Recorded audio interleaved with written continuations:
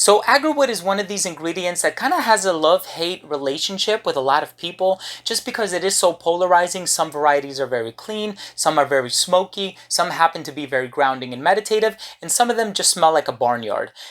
Oud is one of my favorite ingredients, to be honest with you, and I enjoy when it's blended really well into a masterful creation. So in today's video, I'm going to be going over my top 10 favorite oud/agarwood fragrances, so stay tuned.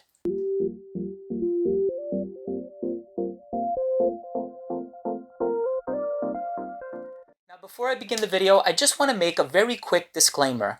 This list is very personal to me. These are just fragrances that I have in my collection. These do not necessarily reflect the best agarwood perfumes of all time because I'm sure there are hundreds and hundreds, if not thousands, of agarwood based offerings. And of course, I haven't had the opportunity to try them all, but in my collection, these are the ones that resonate with me so much. I've been wearing them so much, and I like them for various different reasons, all of which I'm going to make you aware of throughout the course of this video. So thank you so much for that. Also, if you are new to this channel, I would really love it if you could support this channel by subscribing to it, by clicking that red subscribe button in the corner.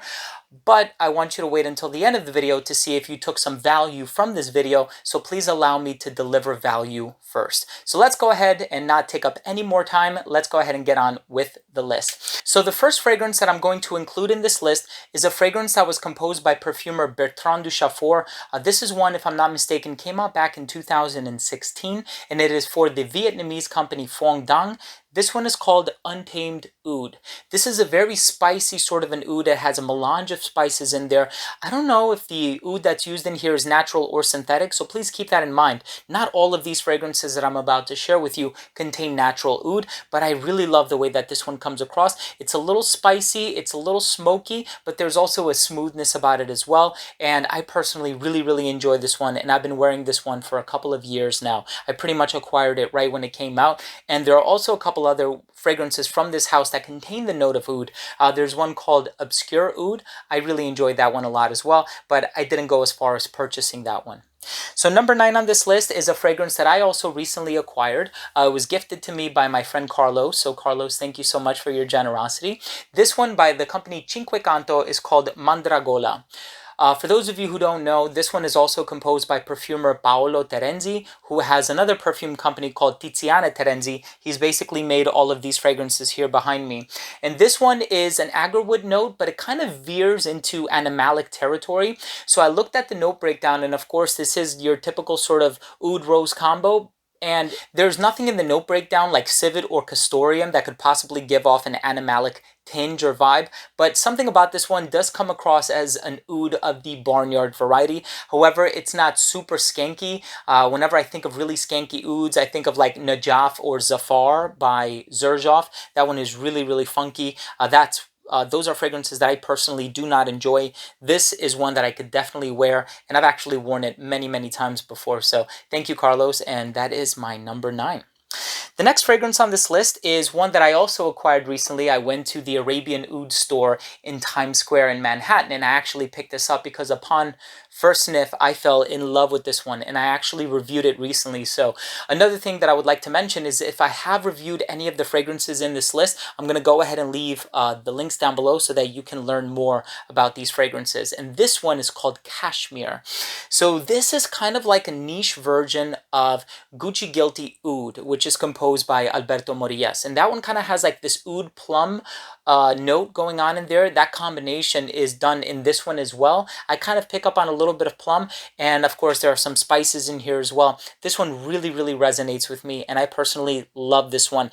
In terms of an oud plum accord, there's another fragrance by Bond No. 9 called Andy Warhol. You might also enjoy that one too. The plum note kind of comes across as like a candied plum. However, that fragrance is discontinued, so for that reason I did not include it in this list.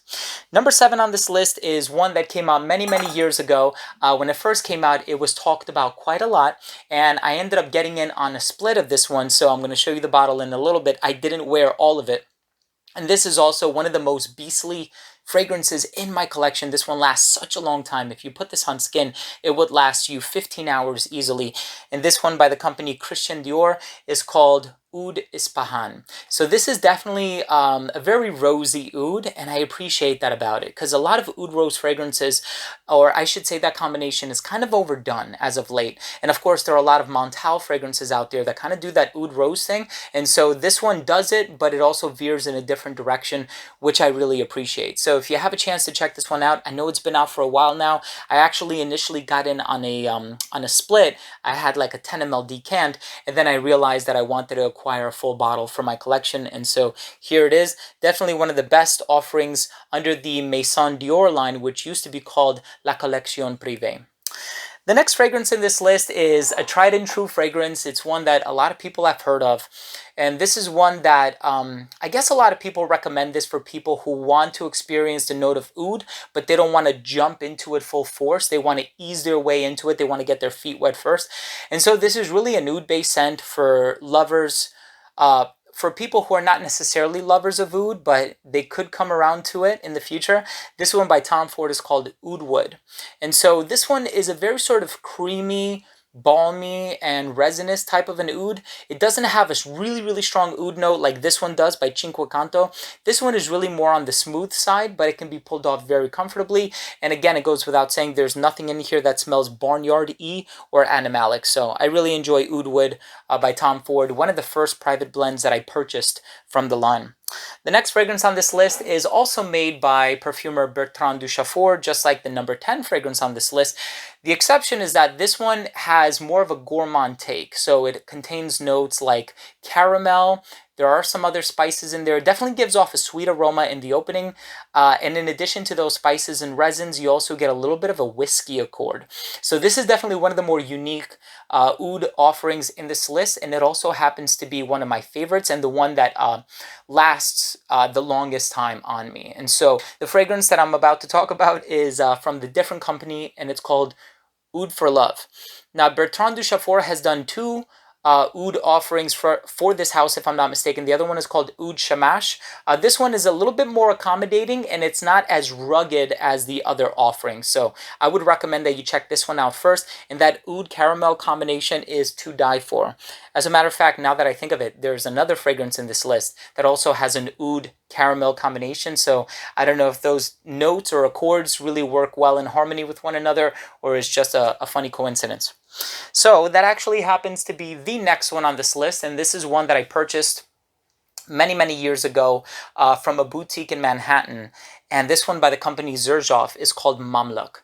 So again, the company Xerjoff has some fantastic oud-based offerings. They have Malesia, they have Alexandria too. They also have Alkat, which is more of an emphasis on the note of jasmine, but it is in the Oud Stars collection. And so this one is in the Oud Stars collection too.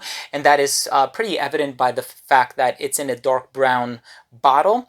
And what I like about this one is that it's a very natural smelling oud, but it's done in such a way that even though it's natural and it might come across a little bit rugged, it has some other really addictive ingredients in there to sort of lessen the aggression. And so I really enjoy it for that reason.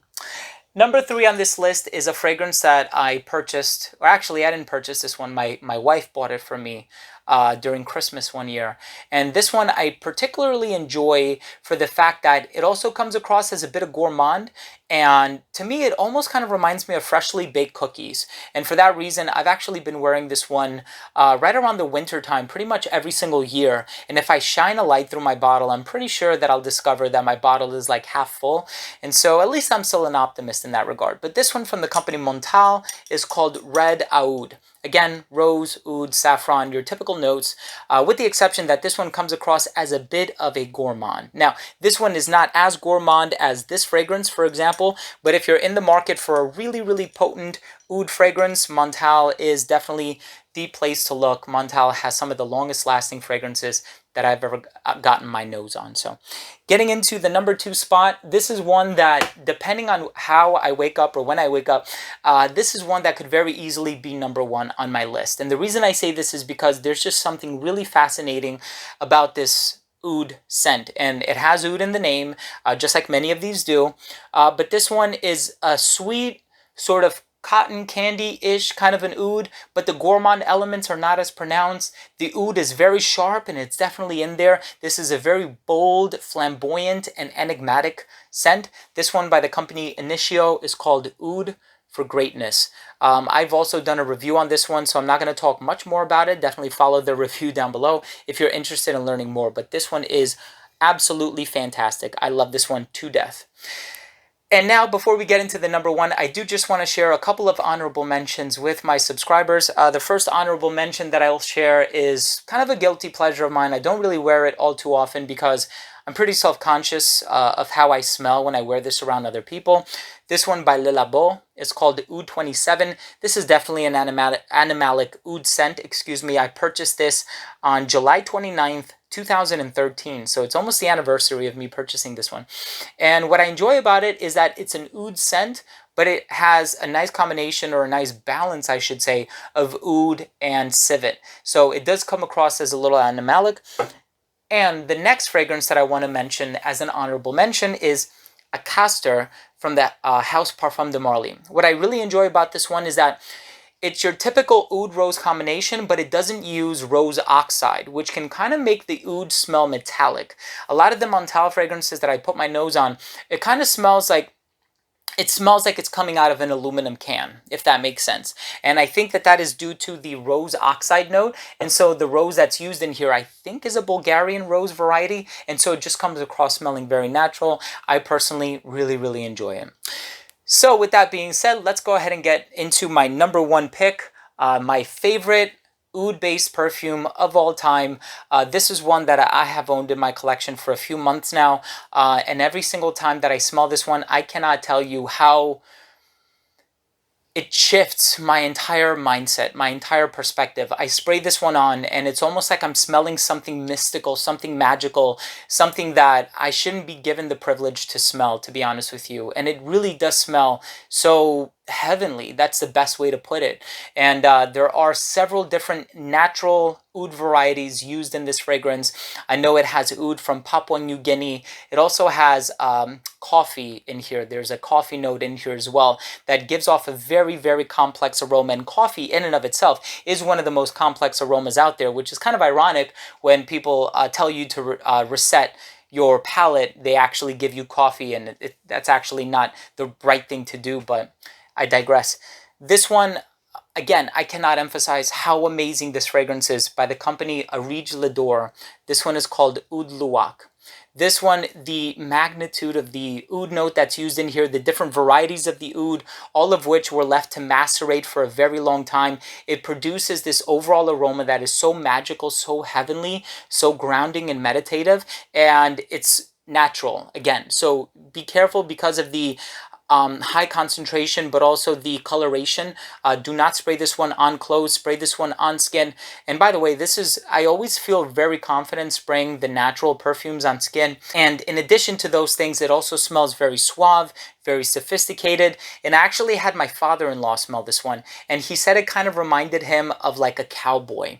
He said it had a very rugged, sort of desert-like feel, and I can totally see where he's coming from. This is a house where you can do no wrong in terms of their oud offerings. I know Russian oud also contains the same exact oud note in it, Papua New Guinea oud oil, and I also own Oud Picante by this brand. That one I think is discontinued, if I'm not mistaken. Hopefully it isn't, but I like that one because it's a bit spicy. But to be honest with you guys, this is absolutely my favorite oud-based scent, and I'm excited to share this list with you at home. So there you have it, ladies and gentlemen. Thank you so much for tuning in. These have been my top 10 favorite oud-based fragrances on the market today. If you own or have tried any of these, I would love to know what you think. Leave a comment down below. Also, if you are new to this channel and you did take something of value from this video, thank you for watching this video until the end. And now is when I asked you to support the channel by clicking that red subscribe button in the corner.